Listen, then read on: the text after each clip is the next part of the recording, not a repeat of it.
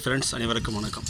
இன்றைக்கி வாழைக்கு வாழை அப்படின்னு ஏன் பெயர் வந்தது, அதோடைய பெயர் காரணம் தான் பார்க்க போகிறோம். அதுக்கு முன்னாடி ஒரு சின்ன உதாரணம்.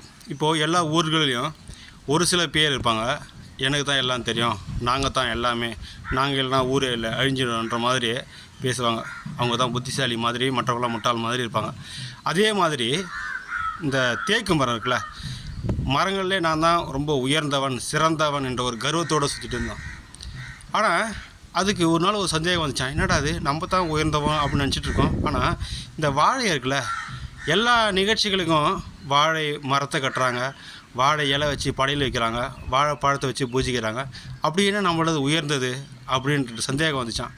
போயிட்டு அதுக்கிட்ட கேட்டுச்சான், ஆமாம் நீ எந்த விதத்தில் நீ சேர்ந்தவன், நான் உன்னோட பலமானவன், ரொம்ப ஸ்ட்ராங்கானவன், மதிப்பு மிக்கவன், உயர்ந்தவன், நீ என்னை கம்பேர் பண்ணுவது ஒன்றுமே கிடையாது, ஆனால் எப்படி உன்னை எல்லாத்துக்குமே உன்னை பூஜிக்கிறாங்க அப்படின்னு கேட்டுச்சான். அதுக்கு வாழை சொன்ன பதில் தான் இங்கே ஹைலைட்டு.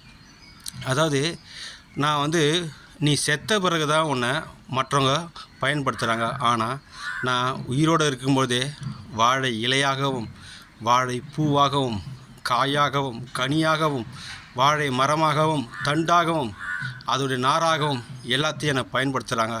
வாழும்போதே நான் மற்றவங்களை வாழ வைக்கிறேன், அதனால தான் எனக்கு வாழைன்னு பெயர் வந்தது, அதனால தான் என்னை பூஜிக்கிறாங்க அப்படின்ச்சேன். நன்றி, வணக்கம்.